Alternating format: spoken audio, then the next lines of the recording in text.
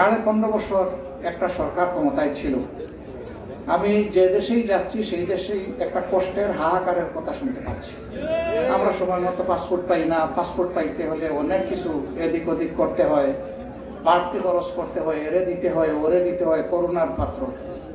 আমি মারা গেলে আমার লাশটা সহজে নেওয়া যায় না দেশে, এ নিয়ে অনেক কান্নাকাটি করতে হয়, বিভিন্ন জায়গায় দৌড়াদৌড়ি করতে হয়। আমি দেশে আসবো সিন্ডিকেট করে এয়ারক্রাফটের ভাড়া 2 গুণ 2.5 গুণ করে ফেলা হয়েছে, যেটা আমার জন্য ছিল। আমি এখানে বিভিন্ন শরিকায় কাজ করি, কাজের ফলে আমি যে আমার ন্যায্য পাওনা পাবো অনেক ক্ষেত্রে পাই না, বঞ্চিত হই। আমার সরকার, আমার এমবেসি আমার পাশে দাঁড়ায় না। আজকে এখানে এই কথাগুলো বলেছেন আপনারা। তাহলে এমবেসি এখানে কেন?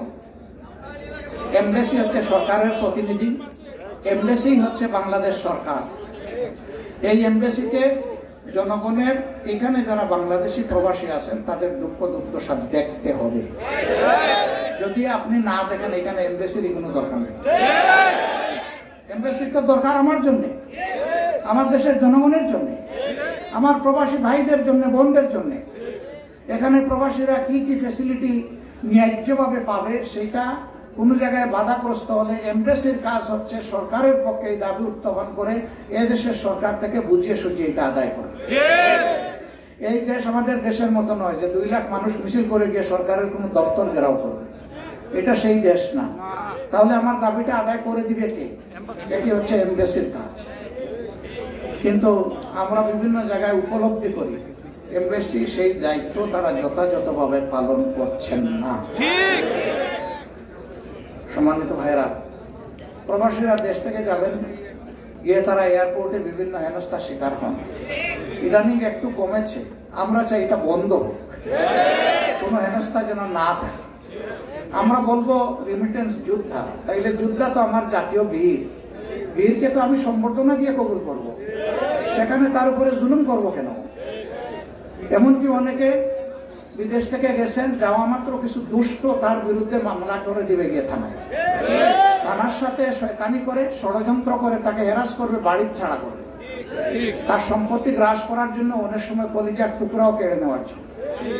এই কষ্টগুলো আপনারা মুখোমুখি হন।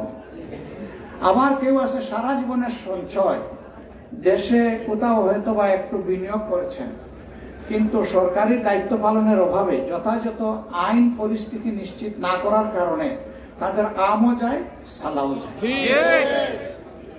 এমনকি তারা তাদের পুঁজিটাও ফিরে পান না। এরকম অবস্থার মধ্যে তারা পড়ে। এই সব ক্ষেত্রে আমিও যদি অপরাধী হয়ে কারো টাকা আত্মসাৎ করি, আমাকেও তো আইনের আওতায় নিয়ে তা উদ্ধার করা উচিত। এটা তো সরকার পারবে, এটা তো সাধারণ কোনো মানুষ পারবে না। এই সমস্ত দায়িত্ব পালন করা হচ্ছে এমবেসির কাজ। এমবেসির আরেকটা কাজ হলো দেশকে, এই দেশের বুকে ব্র্যান্ডিং করা, পরিচিত করা, সুধারণা সৃষ্টি করা ওই দেশ সম্পর্কে। ব্যবসা বাণিজ্য থাকলে আমাদের ব্যবসাগুলোকে অর্থবহ সহযোগিতা করা, ইম্পোর্ট এক্সপোর্টকে গতিশীল করার জন্য চেষ্টা করা। এটা একটা রিসোর্সফুল দেশ, এখান থেকে জ্বালানি সংগ্রহ করার, কেনার যথেষ্ট সুযোগ বাংলাদেশের আছে।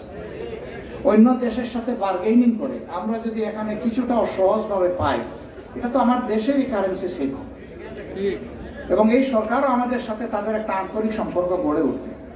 আমি জানি না আমাদের যারা অ্যাম্বাসেডার আছেন বা পররাষ্ট্র মন্ত্রণালয়ে যারা কাজ করেন তারা এই কাজগুলা করেন কিনা। যদি তারা করতেন তাহলে দেশের চেহারা অন্যরকম হয়ে যেত। হ্যাঁ, তারা কি করেছেন? বরঞ্চ গরিবের পকেট কেটে মেরে কিভাবে বিদেশে বিলাসবহুল বাড়ি, স্থাপনা, গাড়ি, ব্যবসা গড়ে তোলা যায় সেই চেষ্টা তারা অনেকেই করেছে। এবং এখানে শুধু রাজনীতিবিদ নয়, ওই সমস্ত অপদার্থ, ওই সমস্ত দুর্নীতিপরায়ণ রাজনীতিবিদদের পাশাপাশি এক শ্রেণীর সরকারি কর্মকর্তা এবং কর্মচারীরাও পাল্লা দিয়ে তারাও তাদের কপাল গড়েছে। এক কথায় দুর্নীতিকে বাজারজাত করা হয়েছে বাংলাদেশ। আমরা এটা বন্ধ করতে চাই।